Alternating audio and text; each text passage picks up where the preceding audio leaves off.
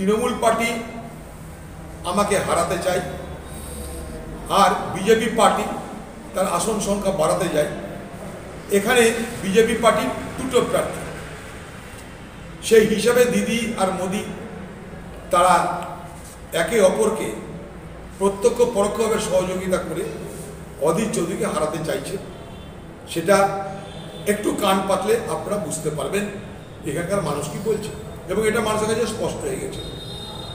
দিদি রাজভবনে যাচ্ছে, যখন শাহজাহানের ঘটনায় সারা বাংলা তোলপাড়, তখন দিদি রাজভবনে গিয়ে আলোচনা করার পর এসে বলছে, আমি গল্প করতে গেছিলাম, কাজের কথা কম, আমার গল্প বেশি।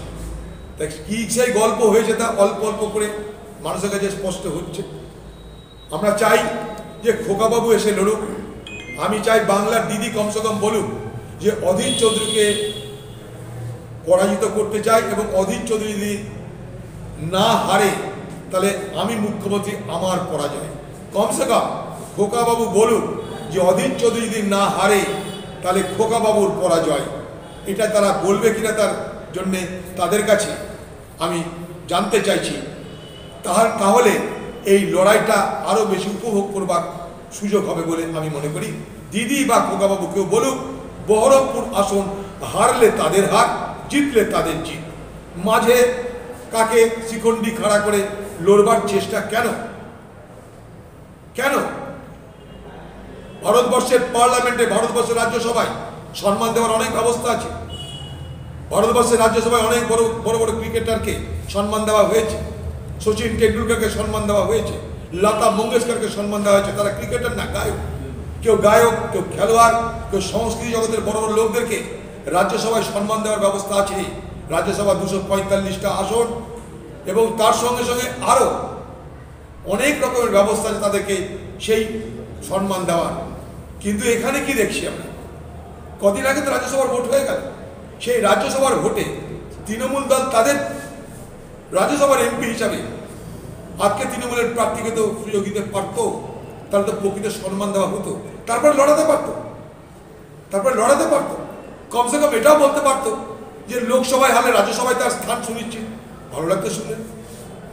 কিন্তু এখানে শিখণ্ডি খাড়া করে তৃণমূল কাকে জেতাতে চাইছে, কার সুবিধা করতে চাইছে, কার নির্দেশ মানতে চাইছে, তা এলাকার মানুষ খুব ভালোভাবে জানে।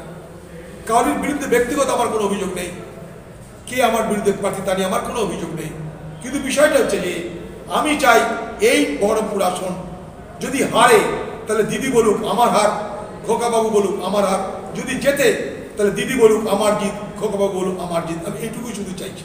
এখনো কিছু কিছু হবে, কি চিঠিপাটি কি হবে। এক্ষুনি ফিরহাদ হাকিমকে গ্রেপ্তার করে লালবাজারে ঘুরে দেওয়া হচ্ছে।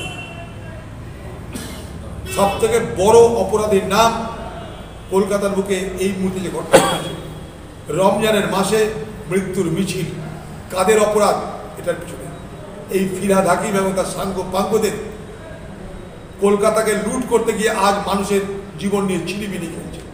এরকম কত গার্ডেন রিচ মানুষের মৃত্যু ফাঁদ হয়ে আছে আমরা কেউ জানি না। এখন চিঠি পাঠিয়ে কাকে জিজ্ঞেস করবে, কি জিজ্ঞেস করবে? চিঠি পাঠিয়ে কটা ইঞ্জিনিয়ার ঘরে দোষ ফেলানোর চেষ্টা করা হচ্ছে। ইঞ্জিনিয়ার কি করবে? যদি মেয়র বলে ইঞ্জিনিয়ার তুমি এটা করতে হবে, ইঞ্জিনিয়ার কি করবে? উদর পিণ্ডি বুধের ঘরে চাপিয়ে এই সমস্ত লুটেরাদের বাঁচানোর চেষ্টা করছে আজকের প্রশাসন এবং আজকের সরকার।